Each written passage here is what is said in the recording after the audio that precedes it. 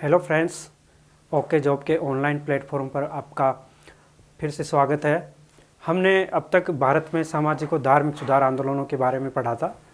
उसमें हमने सभी तरीके से जो भी महत्वपूर्ण टॉपिक थे उनमें आर्य समाज हो गया, स्वामी विवेकानंद हो गए, दयानंद सरस्वती जी हो गए, इस तरह से, और राजा राम मोहन राय हो गए, इन सभी को हमने एक एक करके कवर किया महत्वपूर्ण टॉपिक्स को। इसके बाद में हम आते हैं जो बात बहुत ही महत्वपूर्ण टॉपिक है, राष्ट्रीय एकीकरण एवं राज्यों का पुनर्गठन। अर्थात भारत का जब 15 अगस्त 1947 को भारत का एकीकरण हो जाता है तो उसके बाद में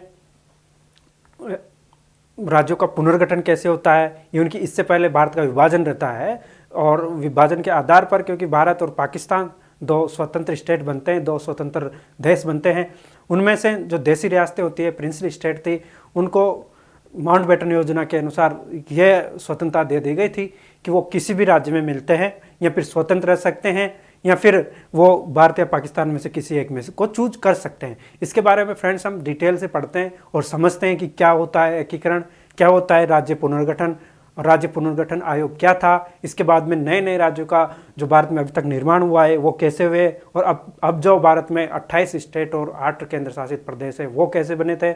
जम्मू कश्मीर की स्थिति में क्या परिवर्तन हुआ, और जैसे हैदराबाद, जूनागढ़ और इस तरह की जो भी स्वतंत्र रियासतें थी उनको किस तरह से भारत में मिलाया गया।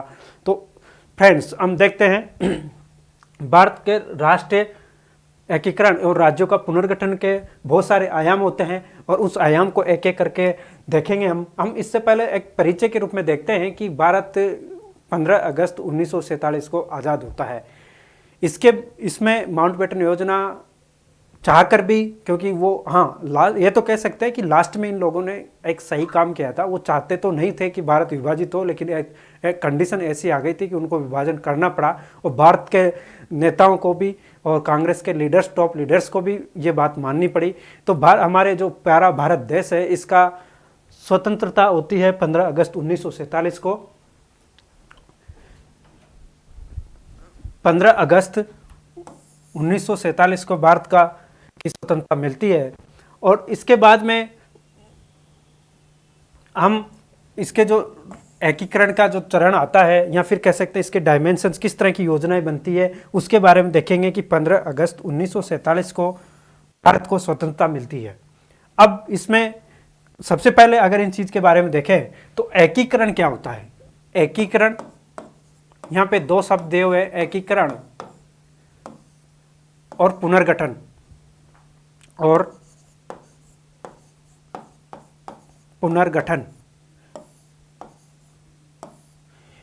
इन दो शब्दों में ही सब कुछ छुपा हुआ है, भारत का एकीकरण और राज्य पुनर्गठन। तो एकीकरण का मतलब ये होता है कि भारत स्वतंत्रता से पहले एक राष्ट्र के रूप में तो था, लेकिन यहाँ पे छोटी छोटी रियासतें थी जो भारत के पूरे क्षेत्र में 562 रियासतें मानी जाती है। 562 रियासतें मानी जाती हैं जो भारत के राज्य क्षेत्र के अंदर, जो इंडिया है इसके राज्य क्षेत्र के अंदर 552 रियासतें हैं। अब इनका यह था कि भारत में इतने बड़े क्षेत्र में जब अलग अलग राज्य, छोटे छोटे राज्य और कुछ बड़े राज्य भी थे, वो अलग अलग थे, तो उनको एक भारत के रूप में कैसे उनको स्थापित किया जाए, उन सब का एक भारत कैसे बनाया जाए। कि दोस्तों एक बार आप सोच के देखो 2 मिनट के लिए कि जब भारत इतना बड़ा राज्य था, इतना बड़ा देश था, और इसमें छोटी छोटी 552 जैसी रियासतें थी, अगर ये सब एक तरीके से भारत के पक्ष में न आकर के, क्योंकि एक स्वतंत्रता दे दी गई थी कि ये चाहे तो भारत में रह सकती हैं और चाहे तो पाकिस्तान में जा सकती है या फिर चाहे तो स्वतंत्र रह सकती है। तो भारत के बारे में ये चीज एक डिसाइड करने के लिए, अर्थात इनको इंटीग्रेट करने के लिए एक एकीकरण अभियान चलाया गया। इसके तहत सरदार वल्लभ भाई पटेल थे और उनके सचिव थे वीपी मेनन। अब वीपी मेनन थे और सरदार वल्लभ भाई पटेल थे, वो तत्कालीन गृह मंत्री भी थे। तो इन्होंने इस चीज को एक समझा, फरका और उस समय की कंडीशन को देखा। तो जब हम देखते हैं तो 1562 की रियासतों को अगर भारत के मैप में देखें, एक तरीके से जब भारत का मैप आता है तो कितने डॉट डॉट हो जाएंगे अगर ये स्वतंत्र भी होती है, और या फिर कह सकते हैं कि पाकिस्तान में अगर मिलती है जो पाकिस्तान था, तो क्या भारत के बीच में एक पाकिस्तान सबको सही लगता है? या फिर भारत में कितने 500 या कह सकते हैं 500 जैसे पाकिस्तान और भी बन सकते थे अगर वो उसमें मिलना चाहती है। तो ये सब सरदार वल्लभ भाई पटेल और वीपी मेनन जी के दिमाग में था और उनको एक इंटीग्रेट किया गया। उन सब रियासतों को मिलाकर भारत का वर्तमान स्वरूप, हमारे प्यारे भारत देश को एक अभी जो हम देखते हैं वो बनाया गया, वही एक भारत का एकीकरण है। इसके बाद में हम देखते हैं कि पुनर्गठन कैसे होता है। अब जब इन रियासतों को भारत में मिला लिया गया तो अब यह भी बात सामने आती है कि राज्यों को अलग अलग कैसे बनाया जाए। जैसे एसके-दर आयोग आता है सबसे पहले स्वतंत्रता में, भारत की जब स्वतंत्रता होती है तब सबसे पहला जो एक कमेटी बनती है वो एसके-दर आयोग होता है। एसके-दर इलाहाबाद हाई कोर्ट के रिटायर्ड जज थे, ये आते हैं। अब ये इनको बताया जाता है कि राज्यों का पुनर्गठन किस तरीके से किया जाए या इनसे सलाह ली जाती है, तो ये कहते हैं कि राज्यों का जब पुनर्गठन होगा तो केवल प्रशासन के आधार पर होगा, प्रशासन के आधार पर होगा, न कि भाषाई आधार पर। मैंने इसलिए बोला है भाषाई आधार का मतलब यह था कि भारत की संस्कृति और भाषा के आधार पर बाद में अनेक राज्य बने, लेकिन जब शुरुआत होती है भारत के साउथ में, क्योंकि भारत के हर क्षेत्र, हर स्टेट की अपनी संस्कृति, अपनी परंपराएं, अपने रीति रिवाज, अपनी बोलचाल, अपनी भाषाएं होती है। तो ये सब मांगे जब धीरे धीरे उठने लगी तो इनको तवज्जो देने के लिए साउथ में जो मद्रास है, ये भारत का साउथ का हिस्सा है। अब इसमें ये जो एरिया आता है, पहले आंध्र प्रदेश और तमिलनाडु का पूरा जो एरिया था वो एक मद्रास स्टेट के रूप में जाना जाता था, मद्रास। इसमें ये दोनों अलग नहीं थे, लेकिन धीरे धीरे देखते देखते, क्योंकि ऊपर जो आंध्र प्रदेश का हिस्सा था एक तरीके से, जो वर्तमान में आंध्र प्रदेश है, इसमें दो भाषाभाषी क्षेत्र थे। एक तो ऊपर था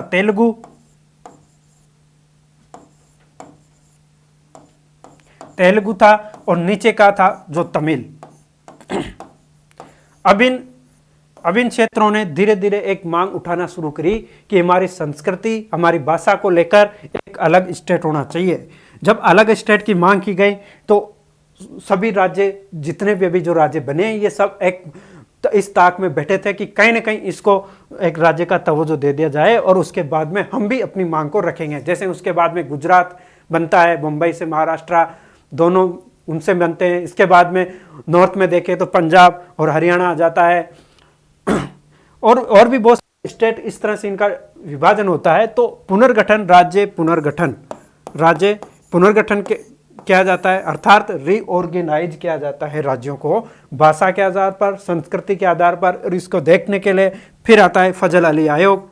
फजल अली, इन्होंने पहली बार भारत में भाषा के आधार पर राज्य स्थापित बनाने की मांग को स्वीकार कर लिया। लेकिन इसमें एक बात पर विशेष रूप से ध्यान दिया गया कि भारत की एकता, अखंडता और सुरक्षा से समझौता नहीं किया जाएगा। इसका मतलब था कि भारत की जो सुरक्षा है उसको स्पेशली ध्यान में रखा जाएगा। क्योंकि सोचो दोस्तों, अगर उस टाइम पे ये छोटे छोटे जितने भी राज्य थे, इनको एकीकरण करने के बाद में भाषा के आधार पर भी अगर किसी राज्य को स्वतंत्रता दे दी जाती है तो आने वाले टाइम में किसको पता है कि वो अलग से देश की मांग नहीं कर ले, और दूसरी तरफ दुश्मन देश पाकिस्तान में मिलने के लिए वो तैयार क्यों नहीं हो जाए। तो ये सब देखते हुए उसमें 3 जो मुख्य धाराएं थी, उनमें से एक थी कि अखंडता, एकता और सुरक्षा को अक्षुण्ण बनाए रखना पहली प्राथमिकता थी, और केवल भाषा और संस्कृति को ध्यान में रखते हुए ही बनाया जाए और उन सबको एकीकृत रूप से जोड़ा जाए, उनकी प्रशासनिक और वित्तीय स्थिति को भी ध्यान में रखा जाए। उस तरीके से को मांग को स्वीकार कर लिया गया और राज्यों का पुनर्गठन हो गया, पुनर्गठित हो गए। इसके बाद में फिर हम देखते हैं कि राज्यों का निर्माण और उनके नए नाम कैसे सामने आते हैं। तो पहला राज्य था आंध्र प्रदेश, जो भारत में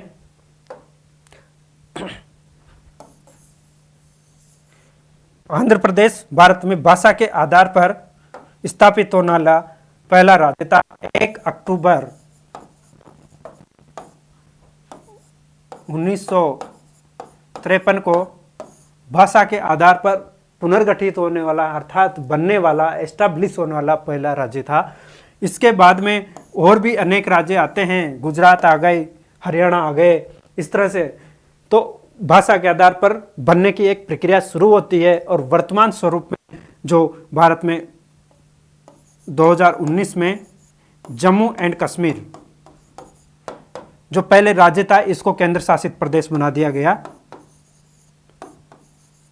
तो इस प्रकार 29 राज्यों में से 28 राज्य रह गए। 29 तब हुए जब 2 जून 2014 को आंध्र प्रदेश से तेलंगाना अलग कर दिया गया।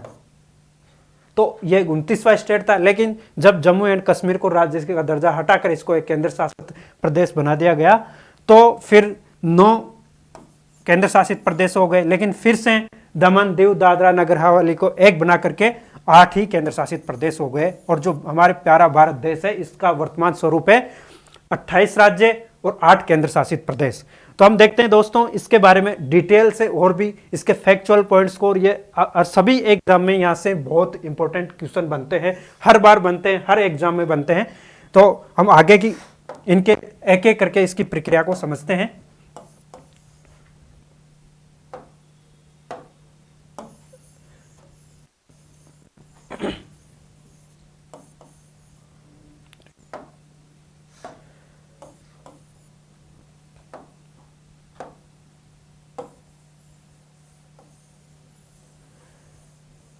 देश परिचय हमने पढ़ ही लिया इसके बारे में। इसके बाद में देशी रियासतों का एकीकरण, देशी रियासतों का एकीकरण। तो परिचय के एक एक पॉइंट को सबसे पहले देखते हैं, इसके एक एक फैक्ट को हम देखेंगे आगे से। तो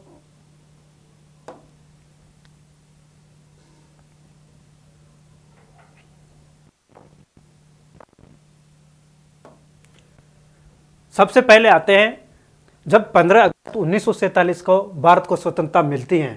तो जब भारत को स्वतंत्रता मिलती है, इस टाइम पे भारत स्वतंत्र तो हो गया दोस्तों, लेकिन हुआ कैसे?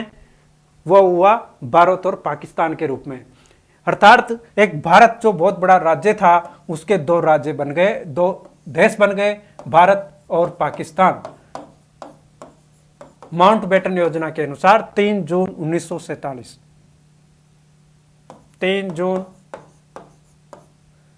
की जो योजना थी, 3 जून योजना भी इसको कहा जाता है, इसके अनुसार भारत का विभाजन होता है। और भारत के जो स्वतंत्रता से पहले जो भारत था, इसमें 362 रियासतें, 362 नहीं, इसमें 562 आएगा, 562 रियासतें थी। जो भारत राज्य क्षेत्र के अंदर 552 थी, मैंने पहले बताया।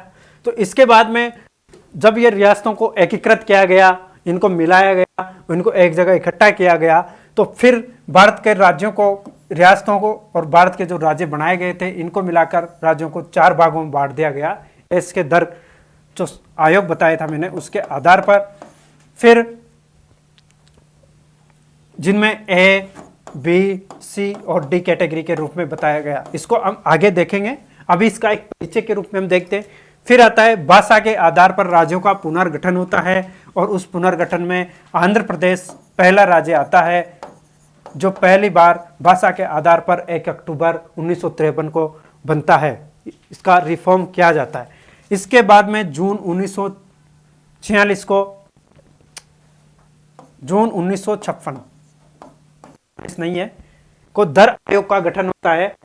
इसके दर इलाहाबाद हाई कोर्ट के ये रिटायर्ड जज थे, और इनके और भी सदस्य थे, उनके द्वारा ये रिपोर्ट दी जाती है 2 साल के बाद में तब इनको 2 साल के बाद में रिपोर्ट दी जाएगी। 53 में जब इसका गठन करके 55 में ये रिपोर्ट देते हैं, और 55 में जब रिपोर्ट दी जाती है तो इसमें बताया जाता है कि राज्यों का गठन भाषा नहीं, प्रशासन के आधार पर होना चाहिए। अब जब ये रिपोर्ट बाहर आती है, तो वहाँ पे जो साउथ में भाषा और संस्कृति के आधार पर राज्यों की मांग चल रही थी, उसको लेकर और इंटेंस पैदा हो जाती है। और जब इंटेंस बड़े लेवल पे पैदा होती है, तो विद्रोह होने लगता है और आंदोलन होने लगता है। तब हम देखते हैं कि दिसंबर 1948 को कांग्रेस सरकार के द्वारा जेवीपी एक नई समिति गठित की जाती है, क्योंकि कांग्रेस के सदस्यों ने पहले ये मान रखा था, नेताओं ने मान रखा था कि जब एसके दर आयोग था, अगर इसकी सिफारिशें आती हैं तो हम एक और कमेटी बनाएंगे और वो कमेटी निर्धारित करेगी कि किस तरह से क्या इसमें रिफॉर्म किया जा सकता है, राज्यों का कैसे किया जा सकता है। क्योंकि पोट्टी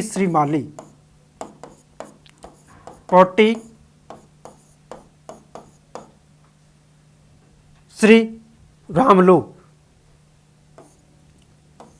इन्होंने आंदोलन शुरू कर दिया था और ये बहुत बड़े लेवल पर स्टार्ट हो गया था। तो जब दिसंबर 1948 1948 को जेवीपी जैसे जवाहरलाल नेहरू, वी से वल्लभ भाई पटेल, पी से पट्टाभी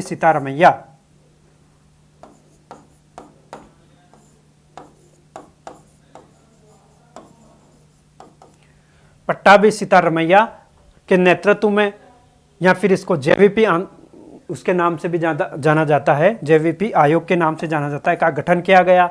और जब इनकी रिपोर्ट आती है उसमें भी राज्यों का गठन की, जो भाषा के आधार पर राज्य गठन की मांग की गई थी, उसको नकार दिया गया और नकारने के लिए कहा गया है कि राज्यों को प्रशासन के आधार पर ही पुनर्गठित किया जाए। और जब ये रिपोर्ट बाहर आती है तो एक बार फिर से इंटेंस पैदा हो जाती है। और कांग्रेस के बहुत बड़े नेता थे तमिलनाडु में, वो थे पोट्टी श्रीमालू, क्योंकि उस टाइम पे पूरा क्षेत्र एक था, मद्रास एरिया, तो उसमें इन्होंने आमरण अनशन कर दिया। और जब आमरण अनशन शुरू किया तो और भी बड़े लेवल पर आंदोलन शुरू हो गया 15 दिसंबर 1952 को। अब इनको जब इतने दिनों के बाद में जब अनशन शुरू करते हैं तो एटलीस्ट इनकी डेथ हो जाती है। जब इनकी डेथ हो जाती है तो अब एक बहुत बड़े लीडर जो एक किसी राज्य को मान रहा है, एक किसी राज्य को लीड कर रहा है, अगर उसकी डेथ हो जाती है एक तरीके से, तो जब डेथ हो जाएगी तो उसको क्या संदेश जाएगा। तो कांग्रेस को न मानते हुए भी ये बात माननी पड़ी कि भाषा के आधार पर राज्यों का गठन करना चाहिए। तो पहली बार अक्टूबर 1953 को भाषा के आधार पर आंध्र प्रदेश राज्य का गठन हो गया। अब आग तो लग चुकी थी दोस्तों, और जब आग लग चुकी थी तो वो फैलेगी, और उसको फैलने के लिए अलग अलग राज्यों ने अपने अपने स्तर पर मांग करना शुरू कर दिया। लेकिन इसी के तहत अब जब राज्यों को एक और इनको पुनर्गठित करने के लिए इस प्रक्रिया में आगे आते हैं फजल अली आयोग, राज्य पुनर्गठन आयोग, बहुत महत्वपूर्ण है।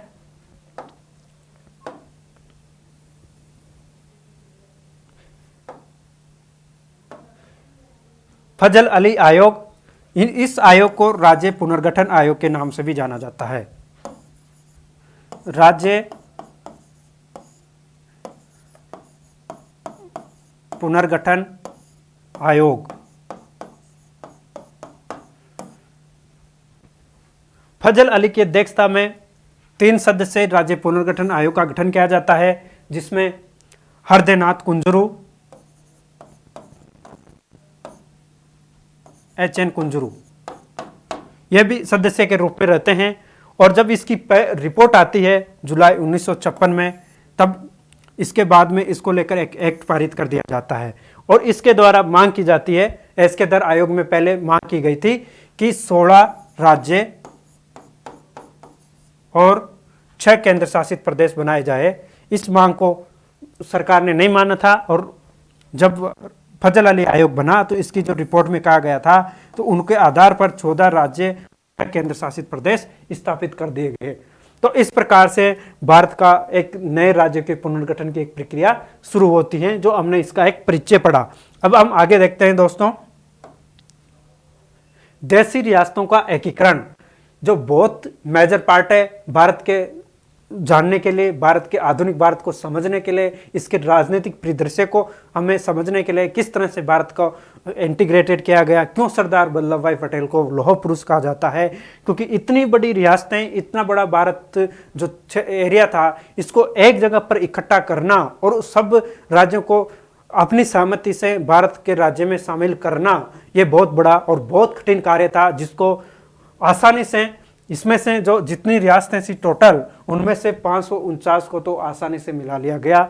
लेकिन 3 रियासतें थी, जूनागढ़, कश्मीर और हैदराबाद, इनको भारत में तब तक नहीं मिलाया गया। अब ये देख सकते हैं दोस्तों कि जब भारत देश इधर भी पाकिस्तान,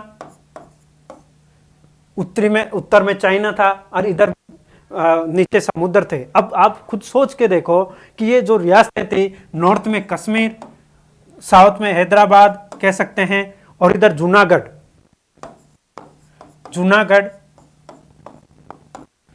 अगर ये स्वतंत्र भी रहती है तो भारत एक खोखला नजर आता है। अब जब भारत के बीच में किसी, जो भारत इतना बड़ा एरिया था उसमें अगर कोई और देश बनता है या फिर स्वतंत्र रहते हैं तो देश बनेंगे, देश बनता है तो भारत के राजनीतिक रूप से, भारत के भविष्य के रूप से भी सही नहीं था। उधर जो हैदराबाद के नवाब थे ये पाकिस्तान के समर्थक थे, जूनागढ़ के नवाब थे ये भी पाकिस्तान के समर्थक थे, जबकि कश्मीर के जो थे राजा हरि सिंह ये चाहते थे कि हम स्वतंत्र रहे।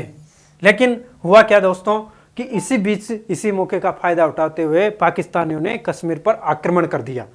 अब जब कश्मीर पर आक्रमण कर दिया तो वहां के राजा हरि सिंह ने बोला कि हम भारत में विलय करना चाहते हैं, क्योंकि एक देखते हैं दोस्तों यहाँ की लगभग एक और दिलचस्प बात आती है सामने कि 75% जनसंख्या मुसलमान थी यहाँ की, जो चाहती थी हम भारत में मिलना चाहते हैं।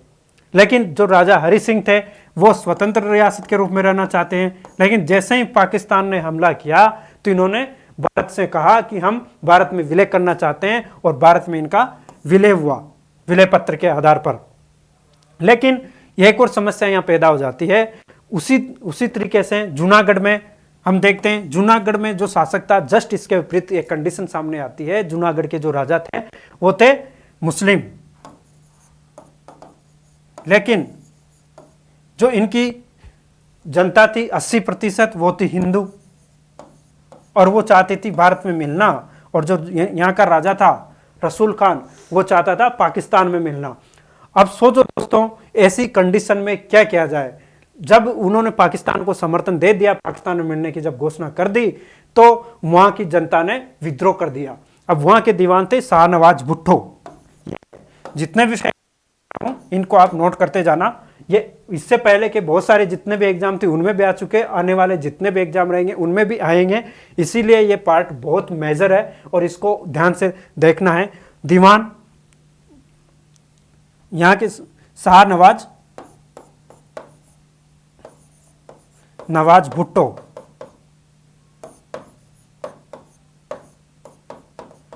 यहाँ के दीवान थे, और इन्होंने भारत से बोला कि हम भारत में मिलना चाहते हैं। लेकिन भारत के लोग वैसे स्वाभिमानी हैं और ये तो चाहते हैं कि हम ऐसे कैसे मिला ले आपको। तो इन्होंने क्या कहा कि हम ऐसे नहीं मिलाएंगे, आप जो जनता है वहां पे एक जनमत संग्रह होना चाहिए। तो इन्होंने जनमत संग्रह करवाया।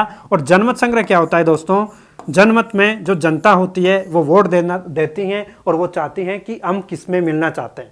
अब मिलने का मतलब ये होता है कि या तो वो पाकिस्तान में मिले या भारत में मिले या फिर स्वतंत्र रहे, वो उनका भाग्य था, वो क्या चाहते हैं। तो उन्होंने जनमत संग्रह दिया और अधिकांशतः जो वोट पड़े थे, लगभग 60% से ज़्यादा कह सकते हैं, वो जो वोट पड़े थे वो भारत में मिलने के पक्ष में पड़े। तो इस प्रकार जनमत संग्रह के आधार पर, अर्थात जनता की इच्छा के आधार पर जूनागढ़ को भी भारत में मिला लिया गया। अब सबसे बड़ी समस्या रहती है हैदराबाद। अब हैदराबाद स्वतंत्र भारत की सबसे बड़ी रियासत मानी जाती थी और यहाँ का जो क्षेत्र था वो भी सबसे बड़ा था। यहाँ की जनता जो थी हालांकि मुसलमान भी थी लेकिन वो चाहती थी कि भारत में रहे। तो यहाँ के जो रजाकार सैनिक थे, इससे पहले हम देखते हैं कि हैदराबाद के जो राजा थे निजाम, उन्होंने क्या कहा कि पाकिस्तान को इन्होंने भी समर्थन दे दिया। अब ये चाहते थे कि हम पाकिस्तान में ही मिलना चाहते थे। तो इन्होंने जब भारत सरकार ने इनसे बात करना सही, तो इन्होंने कहा कि हम स्वतंत्र रहेंगे भारत से। एक तरीके से बोल सकते हैं कि इन्होंने ऐसे रख दिया कि हम कहीं नहीं मिलना चाहते, लेकिन अंदर खाने इन्होंने पाकिस्तान को समर्थन दे दिया था। अब क्योंकि भारत के बीच में, मैंने पहले बोला कि भारत के बीच में एक इस तरह का नया पाकिस्तान हम किसी भी कंडीशन में नहीं देख सकते थे। तो हम चाहेंगे कि यह भी एक भारत का हिस्सा होना चाहिए, क्योंकि यहाँ की जनता भी चाहती थी कि भारत में मिलें और यहाँ के जितने भी, हालांकि यहाँ के जो राजा थे वो नहीं चाहते थे। तो भारत सरकार ने यहाँ पर सेना भेज दी और जब सैनिक आक्रमण हुआ तो उनके पास इतनी सेना तो थी नहीं हैदराबाद के पास। तो इनको एटलीस्ट आत्मसमर्पण करना पड़ा और सैनिक कार्रवाई या पुलिस कार्रवाई के आधार पर इनको भारत में मिला लिया गया। अभी हाल ही में स्कूल लेक्चरर के जो एग्जाम हुआ था उसमें यही क्वेश्चन आया था कि हैदराबाद को किस तरीके से भारत में मिलाया गया था। हैदराबाद को पुलिस कार्रवाई या सैन्य कार्रवाई के आधार पर भारत में मिला लिया गया था। तो इस प्रकार देखते हैं दोस्तों, हम इन सभी रियासतों को एक जगह भारत में एकीकृत कर लिया जाता है, इंटीग्रेटेड कर लिया जाता है। तो हम अब इसके नए फैक्ट्स के बारे में देखते हैं एक एक करके।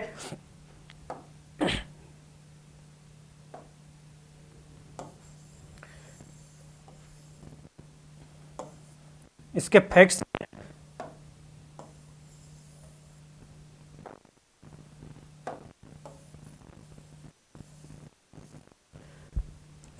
में हम देखते हैं कि भारतीय क्षेत्र में 552 भारतीय क्षेत्र में 552 रियासतें थी, जिनमें 549 को आसानी से मिला लिया गया। और इसके मिलाने के लिए सरदार वल्लभ भाई पटेल ने रियासती विभाग की स्थापना की। रियासती विभाग की स्थापना 5 जुलाई 1950 को की गई। अभी इसके फैक्ट्स के बारे में और देख लेंगे। जब इस आगे की प्रक्रिया में 1950 आता है, लेकिन जब स्थापित किया गया था 5 जुलाई 1947 को, पहले ही कर ली गई थी ये, लेकिन आगे की प्रक्रिया में 50 भी आ जाएगा, क्योंकि 50 तक तो चलता रहता है, बाद में इसको हटा दिया गया। तो 5 जुलाई या 15 जुलाई 1947 को स्थापना कर दी गई। इसके बाद में रियासती विभाग के अधीन सरदार वल्लभ भाई पटेल ने बताया कि इनको किस तरह से इंटीग्रेटेड किया जाता है। तो वीपी मेनन आते हैं, और वीपी मेनन बहुत अनुभवी आदमी थे। इन्होंने इन सब रियासतों को एक एक करके इकट्ठा किया। अब उसमें उसी प्रक्रिया के दौरान माउंटबेटन योजना 3 जून 1947 को आती है। जब 3 जून 1947 को माउंटबेटन योजना आती है, तो भारतीयों के सामने, या फिर कहा जाता है कि इनके 3 विकल्प सामने रखते हैं कि देशी रियासतों को एक तो स्वतंत्र रख दिया जाए, फिर इनको 3 विकल्प दिए गए कि भारत, पाकिस्तान या किसी भी तरीके से रह सकती है। और भारतीय भौगोलिक क्षेत्र में 552 देशी रियासतें थी। इस प्रकार इनको एकीकृत करने के लिए रियासती विभाग की स्थापना 5 जुलाई 1947 को की जाती है। जब 5 जुलाई 1947 को रियासती विभाग की स्थापना की जाएगी, जिसके अध्यक्ष बनते हैं गृह मंत्री तत्कालीन सरदार पटेल, और सचिव बनते हैं, उनके सेक्रेटरी बनते हैं वीपी मेनन।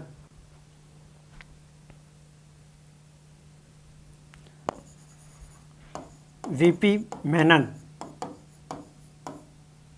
अधिकांश रियासतें जो 552 थी, इनमें से 549 तो भारत में मिला ली गई, और जूनागढ़, हैदराबाद और कश्मीर ये भारत की एक समस्या के रूप में रह गई। इनको मिलाने के लिए अलग से काम शुरू करना पड़ा। अब हम देखते हैं दोस्तों, जो 3 रियासतें रह गई थी, ऐसे तो जोधपुर भी थी, भोपाल भी थी, और भी रियासतें थी, लेकिन जो मेजर रियासतें थी उनके बारे में हम डिटेल से पढ़ेंगे। जूनागढ़ रियासत, जिसका हमने परिचय अभी बताया ही था, जूनागढ़ रियासत। अब हम देखते हैं दोस्तों कि जूनागढ़ कहां पर है। जूनागढ़ है सौराष्ट्र गुजरात में जूनागढ़ है। इसके जो राजा थे रसूल खान थे, और यहाँ की 80% जनता थी जो हिंदू थी। यहाँ की 80% जनता हिंदू थी। और ये जो इनके नवाब थे, 1947 में नवाब ने पाकिस्तान के साथ मिलने के लिए घोषणा पत्र पर हस्ताक्षर कर दिए। हस्ताक्षर तो नहीं किए, लेकिन घोषणा इन्होंने खुद से कर दी थी। इसके जैसे ही इन्होंने घोषणा की तो जनता ने विद्रोह कर दिया। अब जनता, क्योंकि जहां की जनता 80% थी, वो चाहती थी कि हम भारत में रहना चाहिए, लेकिन जो राजा थे, यहाँ के नवाब थे रसूल खान सुल्तान, इन्होंने पाकिस्तान में मिलना चाहा। तो यहाँ के जो दीवान थे, मैंने पहले बताया शाहनवाज भुट्टो, उन्होंने भारत से, जब जनता का जो आंदोलन था वो बढ़ गया, तो उन्होंने कहा कि हम भारत में मिलना चाहते हैं। तो उस आधार पर फिर इनको आगे नवंबर 1947 को जूनागढ़ के नवाब शाहनवाज भुट्टो ने भारत सरकार को विलय हेतु आमंत्रित किया। तो भारत सरकार ने विलय के लिए बात करी कि हम ऐसे तो मिलेंगे नहीं, लेकिन हम जनमत संग्रह के आधार पर भारत में विलय करेंगे। तो यहाँ पर जनमत संग्रह हुआ, रेफरेंडम हुआ और रेफरेंडम के आधार पर फरवरी 1948 को जूनागढ़ को भारत में मिला लिया गया। तो दोस्तों यहाँ से 4-5 क्वेश्चन पुट होते हैं। पहली बात तो ये था कि जूनागढ़ कहाँ था, किस राज्य में था, कहाँ पर पड़ता था, तो सौराष्ट्र में था जूनागढ़, गुजरात के सौराष्ट्र में। इसके बाद एक दूसरा क्वेश्चन यहाँ से बनता है कि वहाँ के नवाब राजा कौन थे, सुल्तान कौन थे, तो रसूल खान थे। इसके बाद हम देखते हैं कि किस तरीके के जो दीवान थे वो कौन थे, थे यहाँ के दीवान थे, और किस प्रकार से किस तरीके के आधार पर, ये बहुत इंपॉर्टेंट है दोस्तों, किस तरीके के आधार पर जूनागढ़ को भारत में मिलाया गया। जूनागढ़ को भारत में जनमत के आधार पर फरवरी 1948 में मिलाया गया। तो इस तरह से जूनागढ़ को भारत में मिला लिया गया। अब अलग रियासत आती है, वो है कश्मीर, और कश्मीर का इशू बहुत बड़ा था और एक अलग इशू था, जूनागढ़ से बिल्कुल विपरीत इशू था। और इस इशू में यहाँ के जो राजा थे वो थे हरि सिंह, जो हिंदू थे, और यहाँ की लगभग 75% जनसंख्या जो थी मुस्लिम थी। लेकिन जो राजा हरि सिंह थे ये अपने आप को, अपनी रियासत को स्वतंत्र रखना चाहते थे, और जबकि जनता थी जो भारत में ही मिलना चाहती थी। लेकिन इसी मौके को देखते हुए अक्टूबर 1947 को पाकिस्तान ने घुसपैठ कर दी, क्योंकि पाकिस्तान शुरू से घुसपैठ करने वाला रहा है। तो उसने जैसे ही घुसपैठ की तो इसके पास ना तो इतनी मिलिट्री थी, ना कोई इसके पास आर्म्स थे, तो इन्होंने आत्मसमर्पण कर दिया और भारत से रक्षा की मांग की और भारत में विलय करने की बात शुरू की। तो भारत जब सैन्य सहायता मांगी तो उसी वक्त 26 अक्टूबर 1947 को राजा हरि सिंह ने भारत के पक्ष में विलय पर हस्ताक्षर कर दिए। तो हम दोस्तों देखते हैं कि किस तरीके से कश्मीर एक इशू के रूप में अपने आप क्रिएट होता है, और उसके बाद में भारत ही उसके में ही वो मिलता है। आखिर में जो विलय पत्र था वो भी भारत के पास ही है। लेकिन अब बाद में जब घुसपैठ होती है तो कुछ एरिया में, जैसे आज जो पीओके आता है, भारत का कुछ हिस्सा जो ऊपर का हिस्सा है, ये भारत का ये वाला हिस्सा जो थोड़ा सा है, ये पीओके के नाम से जानाता है। पीओके मतलब पाक अधिकृत कश्मीर। अर्थात जब घुसपैठ हुई थी तो कुछ घुसपैठियों ने यहाँ पे रह गए थे, क्योंकि भारत और जो एग्रीमेंट था विलय का वो भारत में मिला ले गया था। लेकिन क्योंकि तत्कालीन परिस्थितियों में देखते हैं कि एकदम से ऐसी कंडीशन में, क्योंकि वहाँ की जनता अधिकतम तो मुस्लिम थी, चाहती तो यही थी कि भारत में मिले। वहाँ के जो शेख थे, कांग्रेस नेता था शेख अब्दुल्ला, वो भी जम्मू कश्मीर को भारत में विलय करना चाहते थे। लेकिन जब वहाँ के कबायली इलाकों या वहाँ की सेना के द्वारा जब कार्रवाई कर दी गई और उसको अधिकृत एक तरीके से हड़पा भी नहीं गया था, लेकिन उन्होंने सोचा कि हम इसको अगली कार्रवाई में अपना भारत में मिला ले चल रही है। तो इस तरीके से हम देखते हैं कि दोस्तों यहाँ से पहला क्वेश्चन बनता है कि भारत की जो देसी रियासतें थी उनमें कश्मीर के राजा कौन थे, हरि सिंह थे। इसके बाद हम देखते हैं कि ये किस तरह की रियासत थी। ये सब में थी, सब में एक अलग सी रियासत थी। ये चाहते थे कि हम स्वतंत्र रहना चाहते हैं, अर्थात भारत में स्वतंत्रता बनाए रखने वाली पहली रियासत थी। इसके बाद में पाकिस्तान की तरफ से घुसपैठ होती है अक्टूबर 1947 को, और 24 अक्टूबर 1947 को राजा हरि सिंह ने भारत से सैन्य सहायता की मांग करी। इसके बाद में जब उधर से सेना का आक्रमण होता है, उधर पाकिस्तान की तरफ से घुसपैठ होती है, जब इनकी एक तरीके से इनकी बनती नहीं है, तो इन्होंने भारत के पक्ष में विलय करने के लिए हस्ताक्षर कर दिए 26 अक्टूबर 1947। तो दोस्तों इसमें से भी 5 या 6 क्वेश्चन पुट होते हैं, जिनमें से ये डेट बहुत इंपॉर्टेंट है कि कश्मीर ने भारत पर विलय पत्र पर हस्ताक्षर कब किए थे। तो विलय पत्र पर हस्ताक्षर किए थे 26 अक्टूबर 1947 को। भारत के पक्ष में विलय हेतु वहां के राजा थे हरि सिंह। इस प्रकार अगली देशी जो रियासत थी वो थी हैदराबाद। हैदराबाद उसमें हैदराबाद जो भारत की स्वतंत्रता की सबसे बड़ी देशी रियासतों में मानी जाती थी, और इसका क्षेत्र भी कुछ ज्यादा था।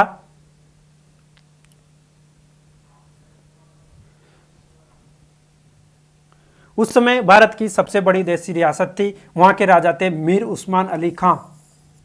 मीर उस्मान अली खान जो थे यहाँ के 14 अक्टूबर 1947 को भारत में विलय कर दिए। और इसके बाद में मीर उस्मान अली खान नवाब थे और यहाँ की जो अधिकतम जनसंख्या थी, या फिर कह सकते हैं हिंदू भी थे, मुस्लिम थे, लेकिन अधिकतम जो जनसंख्या थी वो हिंदू ही थी। और जो निजाम था वो पाक समर्थित था। मैंने पहले बताया कि यहाँ का जो राजा था उसने अंदर खाने ये बात कर दी थी कि हम पाकिस्तान में मिलना चाहते हैं। भारत को एक यथास्थिति बनाए रखने की इन्होंने बात की, यथास्थिति, स्टेटस को पैक्ट,